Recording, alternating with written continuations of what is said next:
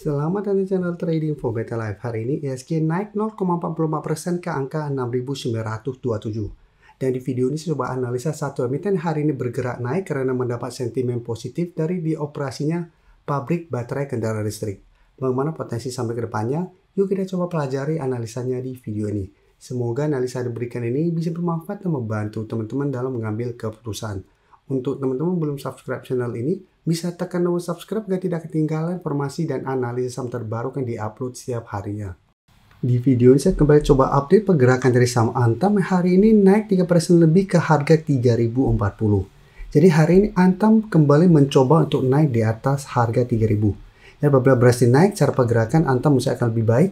Dan jika terpantau masih gagal break, cara pergerakan Antam masih ada potensi untuk melanjutkan low-low-nya menuju zona di sekitar 2700 sampai 2800. Salah satu sentimen kenaikan Antam hari ini karena keluar pemberitaan bahwa pabrik baterai kendaraan listrik diresmikan.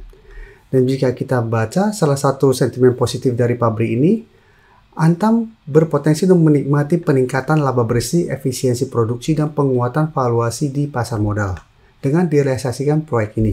Dan sekarang kita lihat broker summary untuk saham Antam. Bisa kita lihat asing hari ini juga masih masuk dengan jumlah lumayan besar. Secara keseluruhan asing memang masih terus akumulasi sama Antam, dan di broker summary juga terpantau kenaikan 3% lebih ini masih ada akumulasi. Jadi untuk Antam secara teknikal untuk tren jangka menengah masih oke karena masih berada di atas garis EMA 50. Untuk tren jangka pendek memang tidak begitu oke apabila memang masih gagal naik di atas 3000. Jadi Antam apabila teman-teman ingin coba pantau dari entry, masih bisa coba dipantau dulu saat ini. Bisa buy on breakout apabila Antam berhasil naik kembali di atas harga 3000. Dengan target take profit jangka pendek di 3200 atau hold saja terus selama Antam kuat di atas 3000 dengan target lebih jauh di sekitar 3400. Tapi untuk teman-teman sudah punya untuk saat ini masih bisa di hold. Karena asing belum terpantau keluar, secara teknikal saat ini masih oke. Oke, sekarang saya akan coba update pergerakan dari saham Inco. Inco bisa kita lihat sebelumnya memang sempat terkoreksi karena gagal melewati 3640. Minggu kemarin sempat menyentuh garis EMA 50 150. Hari ini Inco berhasil rebound naik 6% lebih, kembali mengetes resisten di 3500. Dan Inco 2 minggu lalu sudah masuk watchlist kami bareng teman-teman member untuk saham sideway dan diakumulasi. Jadi pada saat tanggal 23 kemarin memang mulai melemah, tapi bisa kita lihat masih berada di atas garis EMA 50 150 sehingga menarik coba dipantau dan entry di sekitar support ini, dan ternyata memang Inco masih bisa bertahan di support EMA 50 150. Jadi garis EMA 150 di harga 3200 dan support EMA 50 di harga 3140 masih berupa support kuat untuk saham Inco. Dan jika kita perhatikan pada kenaikan Inco hari ini, bisa kita lihat kenaikan hari ini asing terpantau masih keluar. Di broker summary terpantau ini ada sedikit akumulasi. Jadi untuk Inco saat ini apabila teman-teman sudah punya di sekitar 3200, saya bisa pertimbangkan untuk jadikan 3500 untuk target take profit apabila Inco ternyata secara bersih rebound masih kesulitan untuk melewati target harga ini.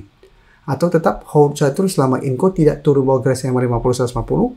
Selama masih kuat di atas garis EMA ini, minimal Inco masih akan sideway, masih ada potensi untuk rebound kembali ke 3500 sampai 3650 untuk target swingnya. Dan sekarang untuk MDK juga bisa kita lihat hari ini naik lumayan tinggi juga. Dan saat ini MDK mencoba untuk bertahan di support 1800. Jadi pada perdagangan hari Kamis sempat menyentuh 1800, berhasil terbentuk candle hijau menarik, ini terbentuk pola hammer. Hari ini berhasil bangkit dan rebound menuju harga 2000 yang saat ini sudah berubah menjadi resisten psikologis. Kenaikannya juga membuat MDK saat ini kembali naik di atas garis EMA 50 150.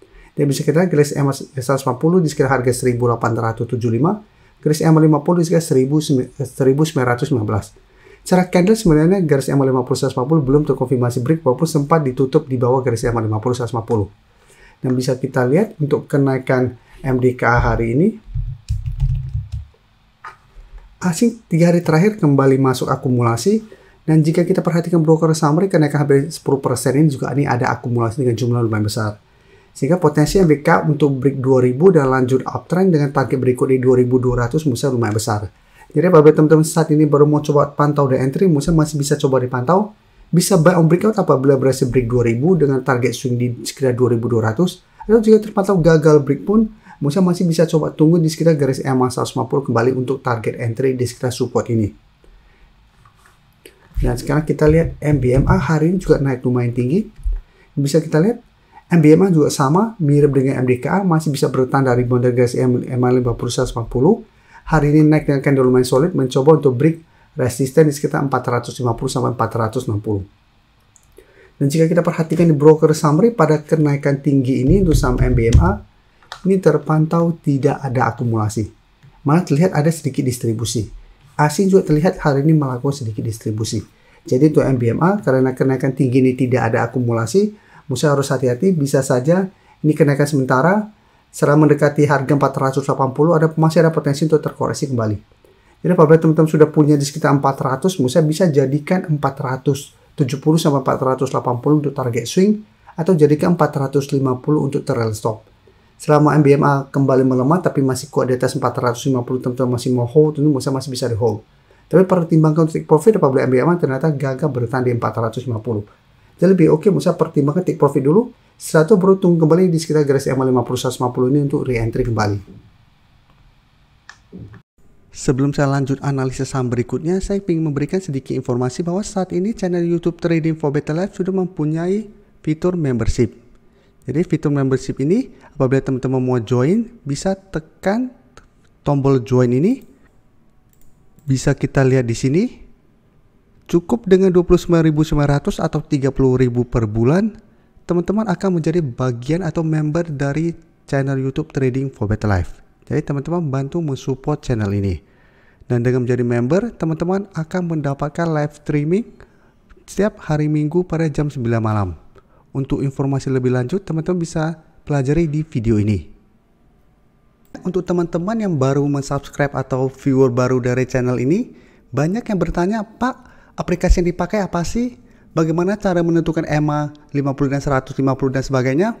Teman-teman bisa klik bagian playlist ini. Jadi teman-teman bisa cari channel Trading for Better Life, klik playlistnya.